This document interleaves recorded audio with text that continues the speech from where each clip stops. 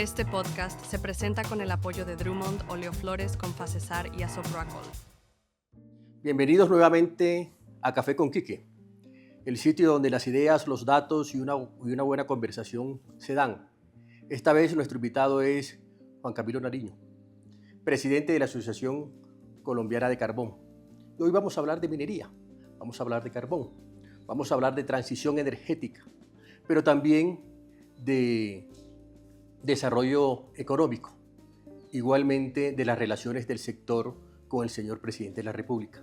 Bienvenido a Café con Quique, Juan Camilo. Quique, muchas gracias por esta invitación. Te he venido siguiendo y han sido maravillosos tus conversaciones, así que me honra mucho estar acá conversando. Más me honra a mí tenerte aquí para hablar de que la minería sigue siendo clave en el país, en el crecimiento del PIB, en el aporte a las cuentas nacionales, pero también en el encadenamiento productivo que se genera en buena parte de la costa atlántica, pero también en partes del centro y del sur del país. Quiero preguntarte sobre cómo está el sector hoy día en el país, porque uno lo ve con ataques presidenciales, con dificultades en la regulación, con falta de seguridad jurídica de los contratos o de los decretos que permanentemente está expidiendo el presidente de la República. Hay como que un cóctel de incertidumbre que uno no lo nota tan claro que vaya a mejorar al sector, a traer inversión para el sector, sino todo lo contrario. Pues hombre, el resultado de eso, Quique, es que el sector minero el año anterior, el 2024, y el primer trimestre de este año, ha sido el sector que más decrece en la economía colombiana.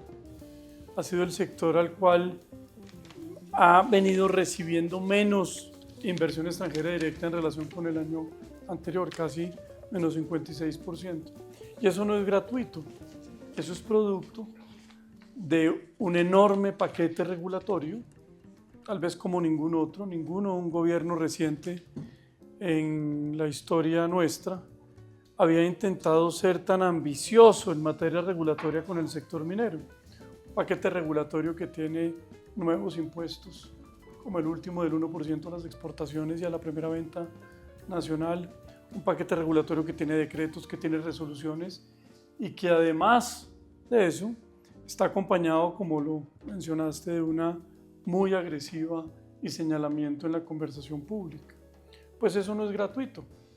Hay ideología detrás.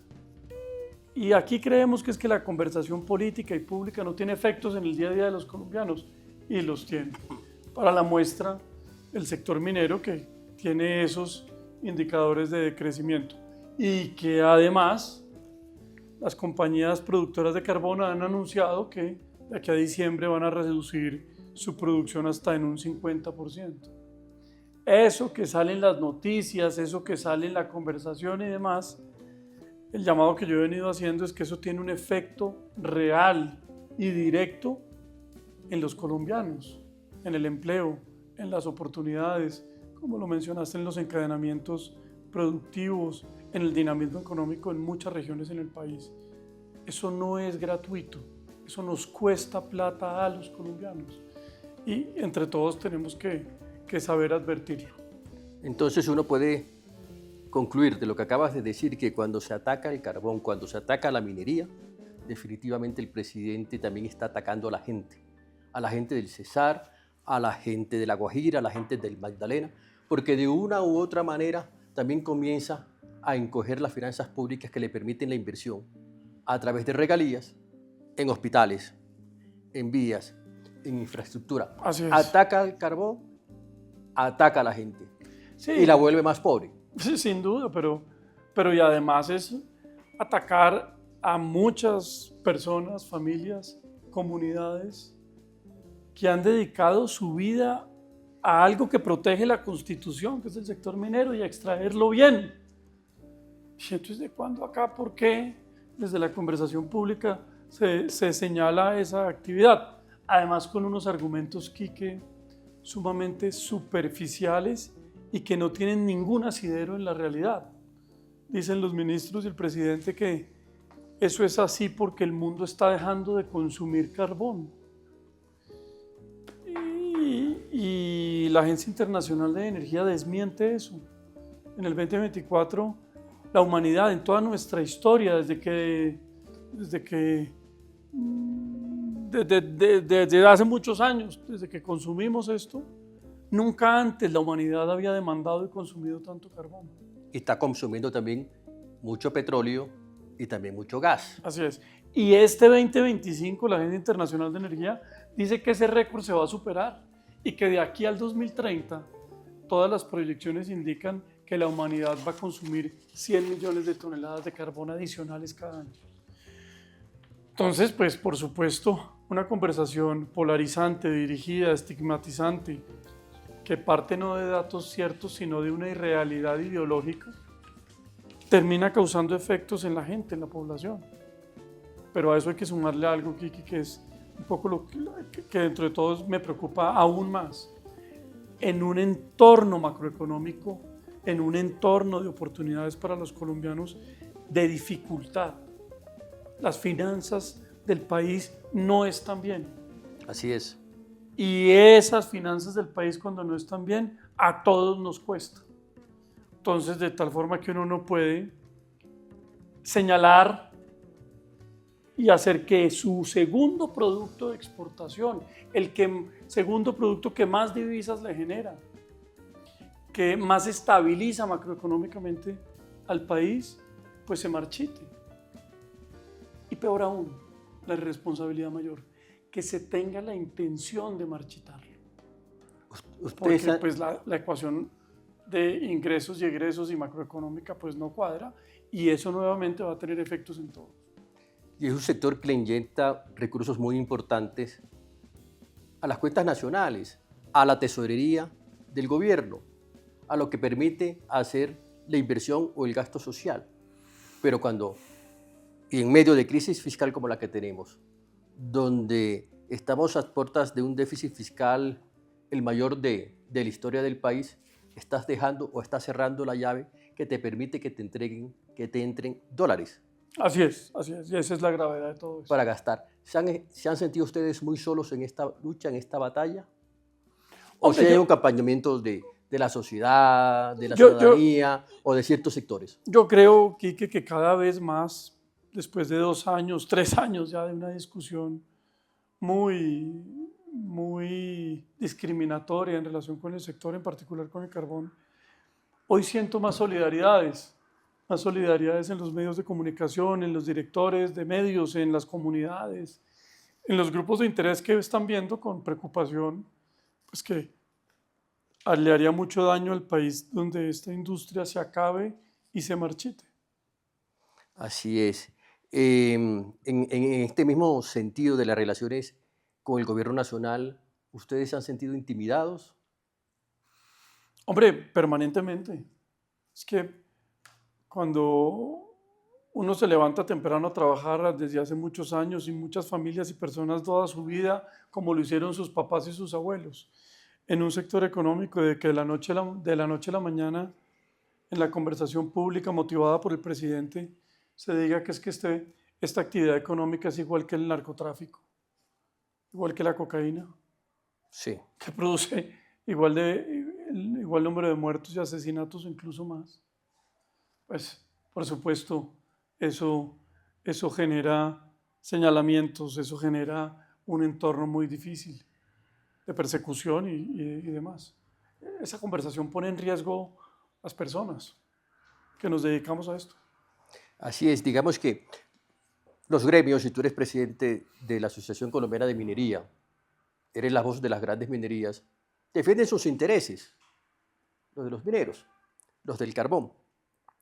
También estarías tú de acuerdo, porque yo a veces he notado algunos silencios o algunas prudencias o algunos sapos que comenzaron a tragarse principalmente a comienzos de gobierno, de que los mismos gremios defiendan ciertos valores, y me refiero a la democracia, a la libertad, a las instituciones. Es decir, que vayan, y sobre todo en momentos de crisis como el actual, vayan más allá de defender, como tú lo haces bien, los intereses de la minería, de los mineros, del encadenamiento, pero también los intereses de tener un país democrático, un país en libertad, un país que pueda expresarse en el ejercicio propio de lo que son unas elecciones libres para el año entrante, por ejemplo.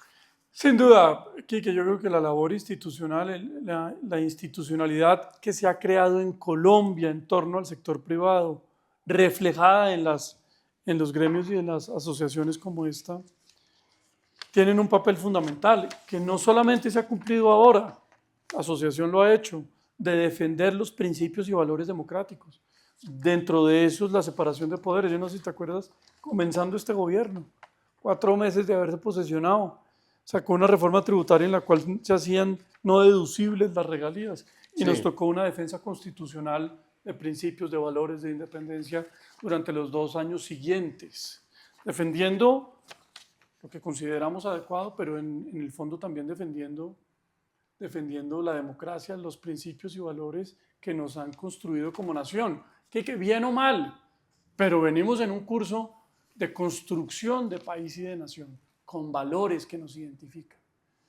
De tiempo acá, de tiempo para atrás, resultó que es que esos valores algunos empezaron a señalarlos y a decir que no eran tan importantes. Y hoy más que nunca yo ratifico que esos valores democráticos son importantes.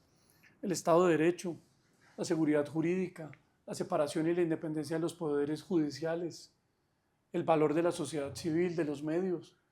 Y todo eso ha venido estando retándose en estos 3 años y pues creo que eso reafirma que Colombia se ha construido defendiendo unos principios que son los pilares fundamentales de nuestra democracia y de nuestra libertad, que creo que además lo debemos seguir haciendo con firmeza. Me gusta que estén jugados hoy más que nunca en defender esos valores de la democracia.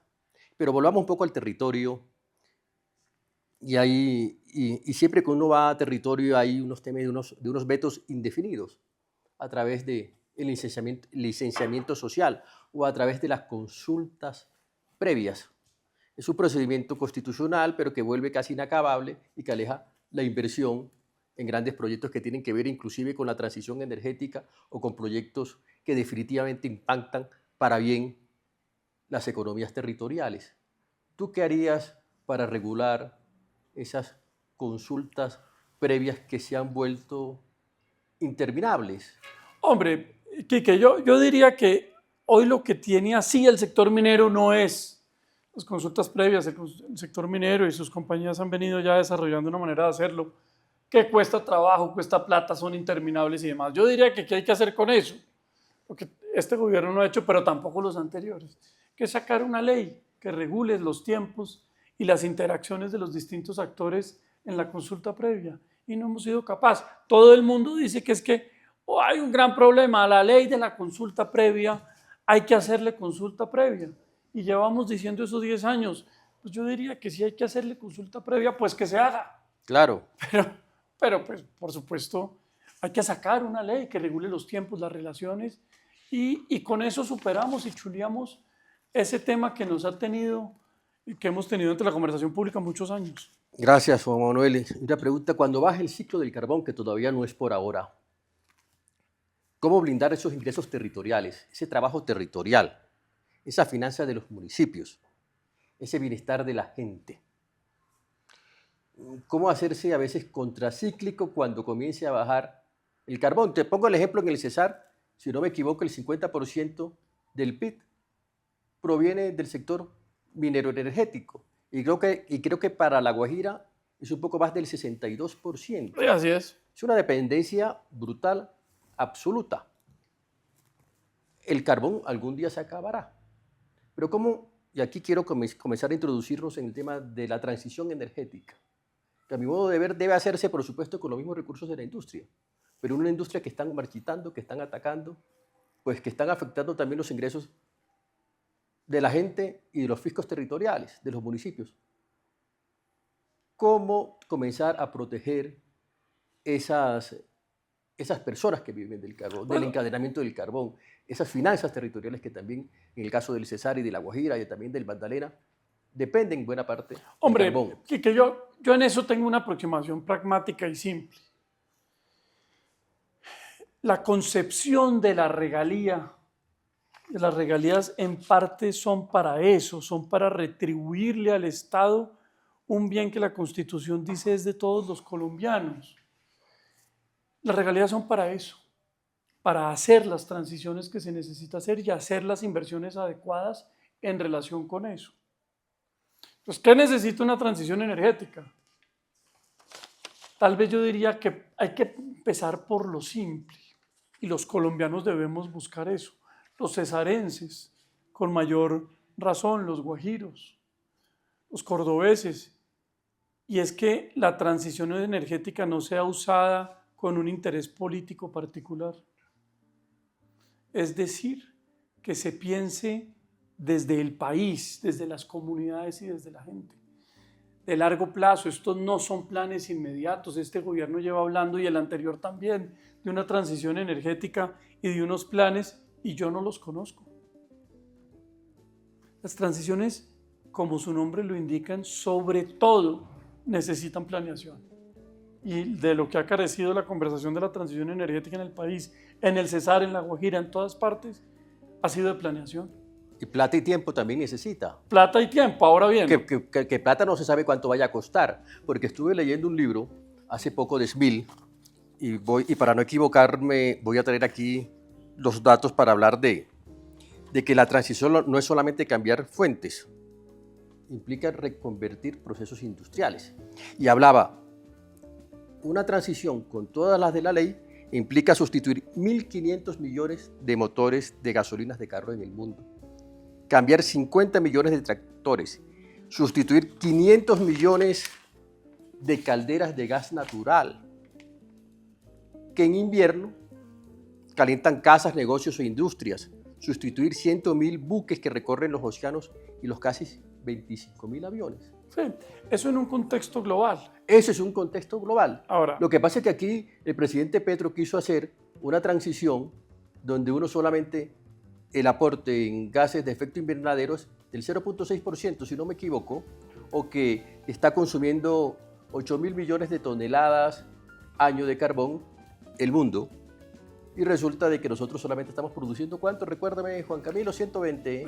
Hombre, 55. 55, nada. Una tarea en solitario, un sacrificio en solitario, un harakiri en solitario, y una transición, por supuesto, que no se sabe cuánto va a costar, que todavía no está la tecnología para hacerlo, pero que necesitamos comenzar a protegernos porque hay que hacer la transición. Claro, pero volvamos un punto a lo que estabas mencionando. ¿Qué se necesita para una transición? Tiempo y recursos. Sí. Aquí hay dos maneras de aproximarse a esos efectos de cambio climático y a las transiciones que debemos hacer en el país. Una es en relación con todos los temas sociales y ambientales y económicos y laborales. Y la otra es en relación con las inversiones que hay que hacer en el territorio colombiano, sobre todo en la costa caribe colombiana, para adaptar esos territorios, esos cultivos, los acueductos, las carreteras, a mayores periodos de sequía o mayores periodos de lluvia, que es donde nos va a costar de nuestra plata. Aquí en Colombia hemos hablado de lo primero y no nos hemos concentrado en lo segundo, que en mi criterio es lo más urgente, lo más importante. Porque como lo dices, aquí nosotros generamos energía con fuentes alternativas y limpias. Sí. Pero ¿y quién va a poner la plata para adecuar acueductos, para adecuar vías, para adecuar cultivos, para hacer distritos de riego en el territorio colombiano y sobre todo en la costa caribe? Lo hemos hablado. Bueno, para esas dos cosas se necesita el carbón. El carbón del 20 al 21 o del 2010 al 2020, esos 10 años, para hacerlo más fácil, el carbón colombiano, caribeño, le aportó en impuesto de renta y en aporte a regalías al fisco colombiano, la sumatoria de esos 10 años, 37 billones de pesos. Adivina cuánto le ha aportado a este gobierno el carbón en el año 2022 y 2023. Esos 2 años solamente sumaron 35 billones, casi la totalidad de los últimos 10. Entonces, si lo ponemos en los últimos 15, el fisco colombiano ha recibido 70 billones de pesos. ¿Dónde están invertidos? Están invertidos en la priorización de la transición energética. ¿Tenemos un plan para invertir esos recursos? ¿Están invertidos en adecuar y adaptar nuestras zonas vulnerables? Que nos va a costar dolor a los colombianos. La generación eólica no tanto, pero esto sí nos va a costar. Y ahí está la plata. Entonces mi aproximación, Quique, en eso es tranquila, franca. Hay que seguir produciendo carbón, hay que rodear a la industria del carbón en el Cesar y en La Guajira, en Córdoba, en Santander, en Boyacá y en Cundinamarca, de factores de competitividad cuando los precios se están estrechando y los mercados se están alejando. Ya no es Europa, es Asia. En un mundo que sigue consumiendo carbón y va a seguir consumiendo carbón hasta el 2030, según la Agencia Internacional de Energía, de 100 toneladas más, como lo hablamos. El carbón colombiano, que solo son 55, que estabiliza nuestras finanzas públicas y que nos da los recursos para esta transición, pues lo debemos seguir sacando de manera responsable. Pero además el Estado debe rodearlo de factores de competitividad. El Estado colombiano, en la historia reciente, en la nuestra, yo no sé si estés de acuerdo conmigo, ha sido vergonzante con la industria minera. Mira para un lado, recibe los recursos, pero nunca la ha atendido verdaderamente. Así es. Y llegó el momento de atenderla, porque si no se atiende, vamos a terminar nosotros sin los recursos, con la riqueza enterrada en el subsuelo. Pero digamos que eso es hasta hace muy poco, porque yo veo, y aquí en Café con Quique han estado varios precandidatos presidenciales y todos, absolutamente todos, y me refiero a Fajardo, a Oviedo, a Mauricio Cárdenas, dicen el 8 de agosto del 2026 aperturo nuevamente y permito nuevamente la exploración y la producción de combustibles fósiles. Bueno. Inclusive están hablando de que sí al fracking. Bueno. Sí, entonces digamos Dios, que estos esfuerzos ingentes han tenido efecto. Claro, pero ahora últimamente, pues sí, porque también necesitan para el tema de la crisis fiscal, pues recursos. Pero muchos de esos candidatos en las elecciones de hace 4 años no eran así tan contundentes. Así es. Claro, estoy de acuerdo contigo desde antes, pero también te digo lo que está pasando hoy día. Ha venido evolucionando. Sí, ha venido evolucionando y por supuesto el ataque que han tenido el sector por parte del gobierno nacional y yo creo que por supuesto que la transición debe hacerse Sin duda. Y que tiene un coste. Y a ti te sonaría la posibilidad de crear un fondo para la transición justa, es decir, un fondo que habría que mirar a ver de cuántas fuentes públicas se nutre, inclusive regalías, para hacer esa transición que no solamente es energética, sino que también, por supuesto, requiere que sea un tema de desmineralizar las economías locales, de reconversión laboral, etcétera, etcétera. Algo así para explicarme mejor con lo que pasó con el OCAT Paz. Eso es plata de regalías. Sí, plata de regalías. Había otra fuente, se dedicaron 7% de los recursos de regalías para financiar proyectos de paz. Uno podría decir, hago ese fondo de estabilización, ese fondo de transición justa, para comenzar con el proceso de planificación que no lo hay, con los tiempos, con los recursos, pero para que nadie, ni los territorios, ni la gente que va a ser más afectada con la transición, municipios y departamentos como el Cesar, La Guajira, el Magdalena, etcétera, etcétera, fondearlos con platas de ese fondo que se determine por una reforma constitucional 10 o 12 o 15 años. Pero hay que buscarle plata. Estoy completamente de acuerdo. Y no necesariamente también de las regalías, aunque también tiene que ser parte de las regalías. No, yo diría que las regalías debe estar esa plata. Pero te diría otra cosa. No hay que solo buscarle plata, sino también buscarle buena gerencia. Así es. Buena administración a esos recursos. Para no repetir el dolor histórico que hay en Colombia de una plata de las regalías que se ha usado mal. No las compañías, porque la han aportado, sino los que les corresponde usar las regalías que son al gobierno nacional, a los gobernadores y a los alcaldes. Sí, porque mucha termina en corrupción, en que se la roban. hay que tener una buena gerencia, Así es. pero que también tiene que tener una buena tecnología, porque los cambios generalmente los asume la gente cuando es buena tecnología y cuando es más barata. Y yo diría aquí que ahí no partimos de cero. Aquí hay una conversación medio injusta en el fondo de todo esto, con el sector minero. El sector minero, para abrir las minas todos los eneros, es una inversión constante que debe hacer. En los años anteriores ha sido en promedio entre 12 y 14 billones de pesos en compras nacionales a pequeñas, medianas y grandes empresas. Pequeñas empresas en el entorno, en el Cesar, en La Guajira, en Córdoba, en los departamentos ya más amplio, en Antioquia, en Cundinamarca, en Boyacá.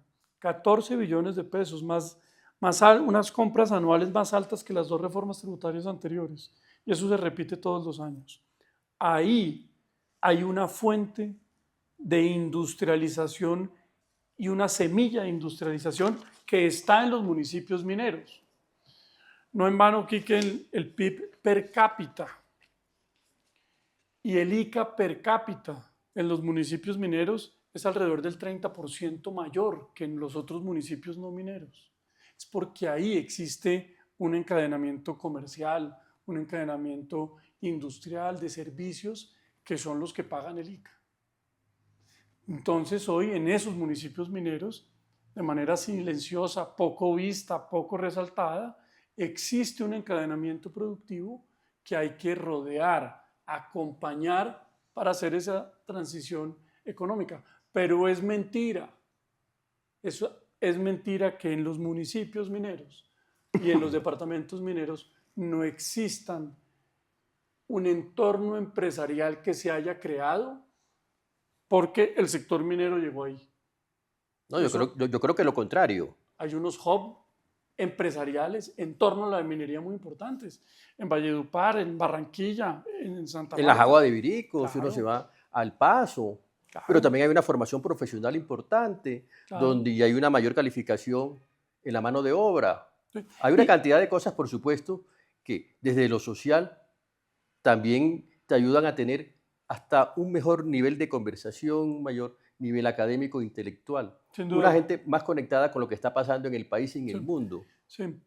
Tú tocas otro aspecto de la transición, es la educación.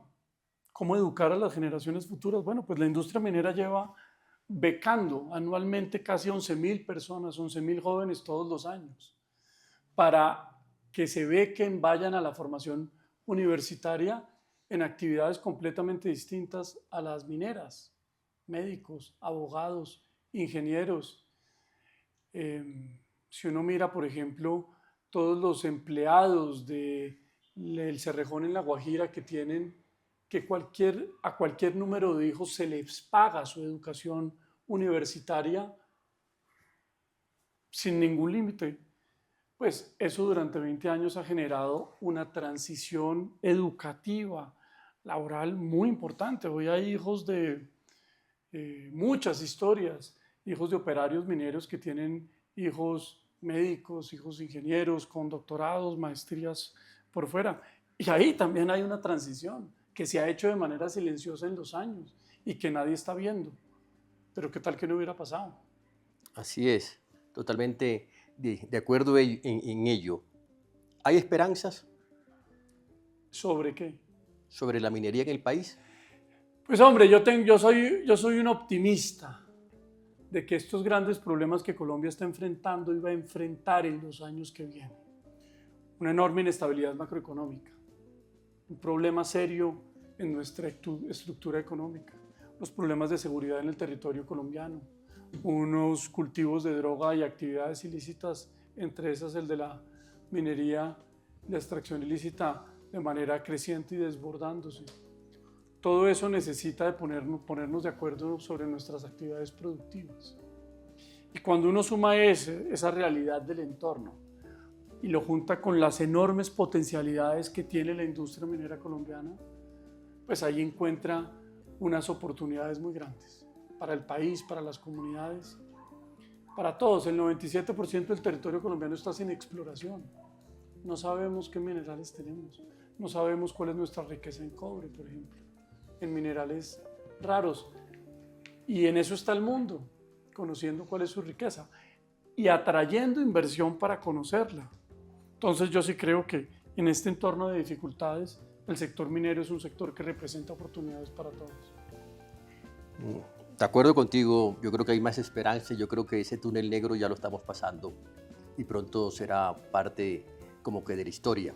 Y quiero para ya entrar a terminar el podcast, que hablemos un poco de Juan Camilo, porque ese es el momento cálido que queremos conocer también al invitado, al que viene acá. Bueno. ¿Cuál es su condición personal? Qué Contarle al maravilla. país, contarle a Café con Quique, ¿quién es Juan Camilo? Hombre, yo sobre todo pues soy un apasionado de estos temas, de juntarnos y de conversar sobre cómo hacer un mejor país. Tengo 2 hijos, uno de 16 años, que está entrando a 10º, y una hija maravillosa, Valentina, de 14, junto con Natalia, mi esposa, que llevamos ya, ni me acuerdo tanto cuánto casados, pero un matrimonio muy tranquilo, feliz, nos disfrutamos los 4 enormemente. Y eso sí que ha sido importante, Quique, sobre todo en estos años de enorme dificultad. El tener tranquilidad y disfrute y goce con los suyos. Entonces me la paso entre el trabajo, la familia y mis amigos, que me han jalado las orejas porque me he olvidado de ellos algunas veces en estos 3 años de dificultad. Esto tiene una enorme carga emocional profunda, grande. Mucho estrés. Mucho. Pero bueno, esa es mi vida, me gustan los deportes, leo, tengo por ahí un carro viejo que heredé. Pero, ¿Qué carro es? no, Antiguo. es un Mitsubishi viejo y tengo otro, entonces me gusta mucho ver por las noches mapas y juntar una carretera con otra y después irme de pronto con mis hijos y un par de amigos a ver cómo se juntan y cómo son en realidad. ¿Qué estás leyendo? Hombre, me acabo de terminar un libro maravilloso. Uno siempre lee como varios al tiempo, pero uno que se llama El último teorema de Fermat. Fermat era un tipo abogado que se dedicaba a las aduanas en la Francia de 1600 y que le gustaba resolver problemas matemáticos. Y de pronto en un libro que usaba para eso y le mandaba cartas a los matemáticos que han sido siempre medio creídos en su mundo. Entonces de pronto recibían una carta de Fermat diciendo, oiga, yo resolví esto. Bueno, pues el señor se murió y encontraron sus notas, sus libros. Y en un libro decía una frase, x al cuadrado más y al cuadrado más z al cuadrado, cuando eso no es 2, no tiene solución. Yo ya lo demostré, pero el libro es muy corto para hacer el desarrollo matemático y se murió. Desde 1600 hasta 1998 fue el gran enigma matemático de todos los tiempos. Grandes premios, más plata que incluso los premios Nobel estaban en juego, hasta que un señor lo resolvió en 1998. Entonces el libro cuenta esa historia, pero además cuenta la historia del desarrollo de las matemáticas, desde esa época hasta entonces, que es maravilloso. ¿Qué aprendizaje te ha dejado importante estos últimos años? ¿Qué has aprendido? Algo que no lo tuvieras tú en ti. Yo creo que esto nos ha hecho afianzar la capacidad para discernir, para entender cuándo es adecuado responder, cuándo no es adecuado hacerlo, cuándo es necesario ir más allá, cuándo es necesario no hacerlo. Y una permanente alineación interna de todas las compañías en alinearnos frente a esa actuación. ¿Y sabe qué me ha dejado también?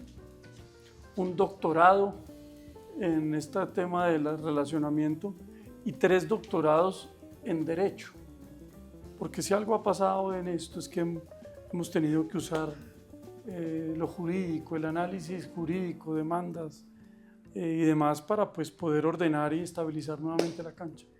Han demandado el decreto que Todos. prohíbe la declaración, todos los decretos. Todos. Has hecho ahí un doctorado. Muchas gracias, mi querido amigo. A ti, muchas gracias por esta invitación. Por estar aquí en Café con Quique, donde no hay dogmas ni negacionismos. Si les gustó esta conversación, compartan este video, suscríbanse a YouTube y Spotify y nos veremos en el próximo Café con Quique. Muchas gracias, Juan Camilo. A ti, muchas gracias. Y gracias a ustedes. En el corazón de cada hogar, en cada rincón donde el compartir y la alegría se encuentran, hay un ingrediente que brilla con luz propia. Se llama Oleoflores.